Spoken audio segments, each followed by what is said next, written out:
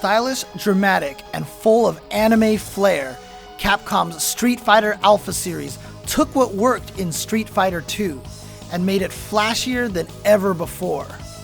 But this sub-series was much more than a cosmetic reimagining.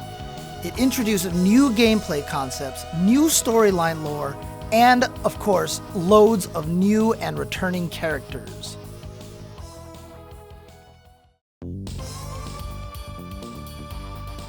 Even though Street Fighter II was still being played all over the world, many new players had awaited years for a true sequel. When Street Fighter Alpha arrived in 1995, it was rebuilt from the ground up with new visuals, sounds, and characters, but also felt just similar enough for longtime Street Fighter II fans to hop in and start playing. The colorful anime art style also spoke to new players, just as anime shops and official VHS tapes were starting to appear in more and more Western malls. The anime influence is felt even in one of the game's backgrounds, where you can see an homage to the 1994 animated movie poster proudly displayed on a convenience store's windows. But perhaps most interesting is the game's general story, which actually takes place between Street Fighter and Street Fighter II. We get to see young Ryu and Ken again, each looking much more stylish than their 1987 counterparts. And Chun-li makes her first chronological appearance in the series with a new look and a few new moves. Villains M. Bison and Sagat also return with stockier, bulkier bodies than seen in Street Fighter II. This fresh take made even returning characters feel new. Since Alpha had ties to the original Street Fighter, it made sense to dip in the Street Fighter I roster and bring them into the then modern era. That meant playable versions of Adon and Birdie, who were previously just AI-controlled opponents. And while we're looking to the past, characters from Capcom's Final Fight series debuted in Street Fighter Alpha as well. Guy, one of Final Fight's 3 protagonists, and Sodom, the second-level boss. Their appearance in Street Fighter Alpha formally linked the Final Fight and Street Fighter universes together. Fun fact, Final Fight for a time was known as Street Fighter 89, so there was always a little bit of cross-pollination going on. Guile wasn't present, but his partner Charlie Nash filled in with his own take on sonic booms and flash kicks. Nash is presumed dead in the Street Fighter II era, fueling Guile's need to bring M. Bison to justice. Nash's tragic story would serve as a major plot point in Street Fighter V as well. So we've seen some familiar faces and some previously referenced fighters, but what about all new characters? Fortune teller Rose puts her soul power up against M. Bison's psycho power, paving the way for Street Fighter V's Menat to follow in her footsteps. Meanwhile, Akuma returned as a hidden character yet again, and Dan, everybody's favorite punching bag, debuted as a hidden character as well. They would both become regular cast members in the next game. From a casual perspective, Alpha maintained many of the core concepts from Street Fighter II, which was a good way to bring existing players over to the Alpha series. If you could throw a fireball or pull off a flash kick from Street Fighter II, you could still pull these off in Alpha. Even super combos returned, but now with 3 different levels of strength. Filling up 1 level enabled your super combo, but you could keep powering up to 3 levels for an even bigger attack. The super combo gauge was also used to perform alpha counters, an all-new gameplay concept. As long as you had at least 1 level of the super gauge filled, you could deflect an incoming attack by blocking and then triggering your alpha counter. And speaking of blocking, you could finally block attacks while in the air. Also, characters could now recover from a knockdown by rolling forward. Many of these systems were added to aid newer players. The feature that perhaps stood out most was the chain combo. Today, players tend to associate the idea of chain combos with Guy or Ibuki, but in the original Street Fighter Alpha, this was a system-wide feature. Instead of needing to learn special move cancels, which could be complex for beginning players, you could just tap buttons in a specific sequence and they would chain together as one combo. So Ken, for example, could chain a crouching light kick into a crouching medium kick into a standing heavy kick for one of the most commonly used and seen chain combos. Another unique feature was a hidden two-player co-op mode, which was yet another reference back to the 1994 anime movie, The Dramatic Battle, which allowed two players to control Ryu and Ken to team up in a cooperative battle versus a computer-controlled M. Bison. This fateful showdown is an in-game tip of the hat to the film's closing battle between these three iconic characters.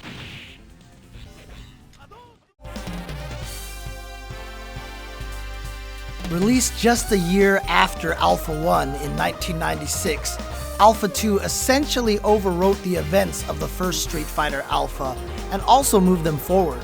So in a strange way, it was both a remake and a sequel that expanded on the story of Alpha 1.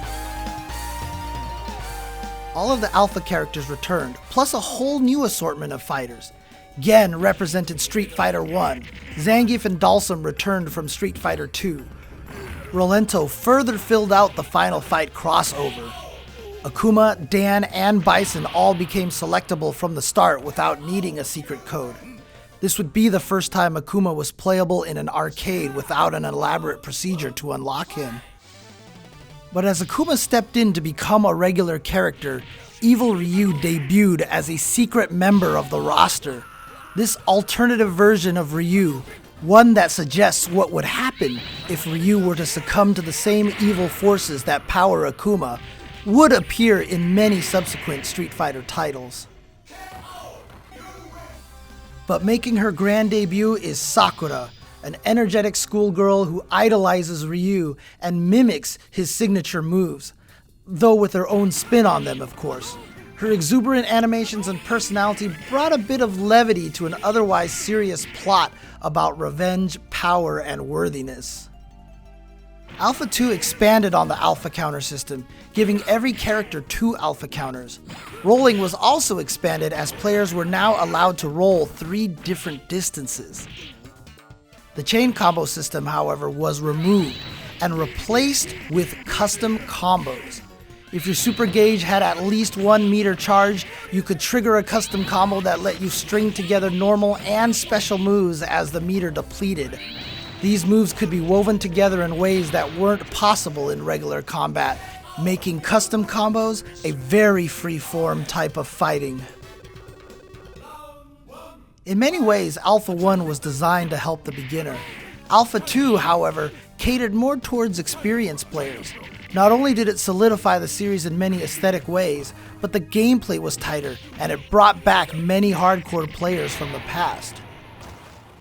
As the game progressed, it really became apparent that custom combos were a powerful tool. Coined the Valle CC, Alex Valle created a custom combo technique that enabled the player to attack before the opponent was able to block. Vai's application of the custom combo led to his eventual tournament win at Battle by the Bay and cemented himself as the best in the nation.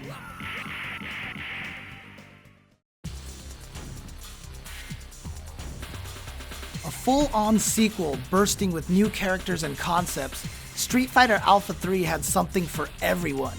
Casual fans could now choose among 28 playable characters, including Street Fighter 2 favorites E Honda, Cammy, Blanca, and Vega, as well as Final Fight anti-hero Cody.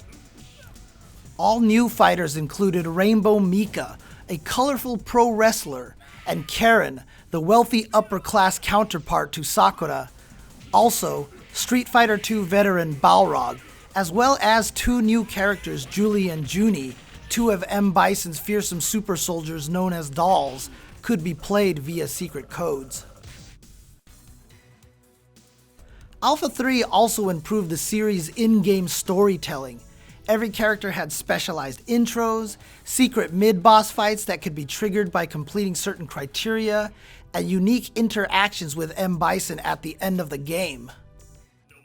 One small but beloved addition was an exuberant announcer that, even to this day, is one of the most nostalgic aspects of the game. It all depends on your skill. Go for broke.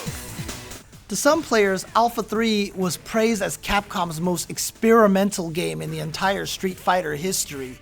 Alpha 3 attempted to really shake things up from what everyone expected.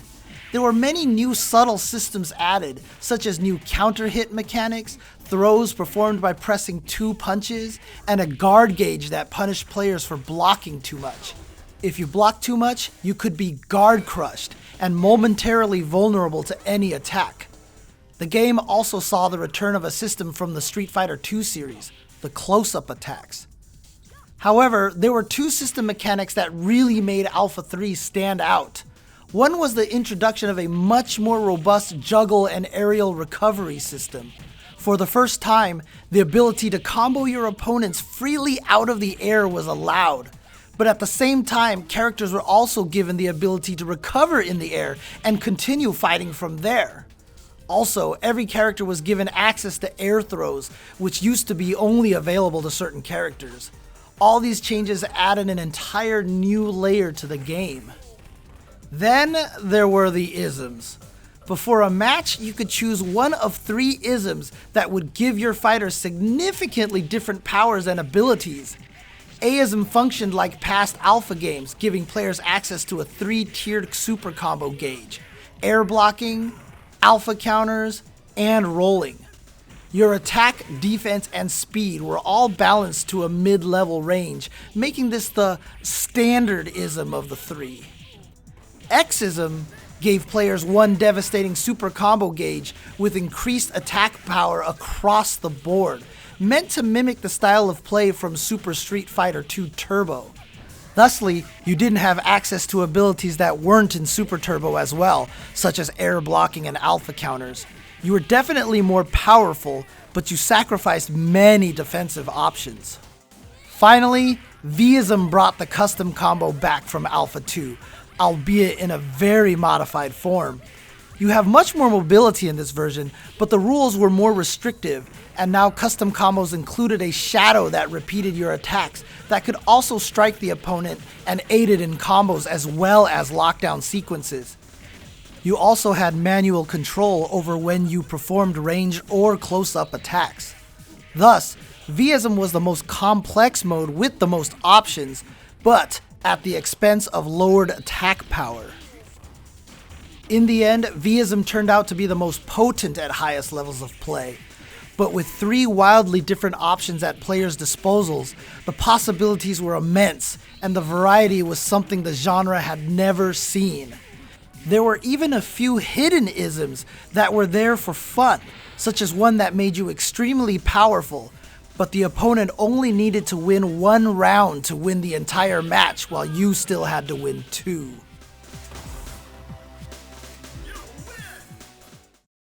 What could have been a quick sidestep in Street Fighter lore became an entire sub-franchise within the series. The sights and sounds of the Alpha series make them stand apart from all other Street Fighter titles. And even though they're all related, each game feels distinct from each other too. Each has gameplay ideas that are either refined or absent in the other games, and each has its own intro and outro theming that gives it a unique feeling. Even today, the Alpha series is viewed in high regard. In fact, amongst veteran players, there is also an ongoing debate on whether Alpha 2 or Alpha 3 is the superior game of the series. This debate will probably never be resolved, but it speaks to how much people enjoyed the series. All 3 Alpha games are part of the Street Fighter 30th Anniversary Collection, which also includes 9 other games from the series, from the 1987 original all the way to Street Fighter III Third Strike.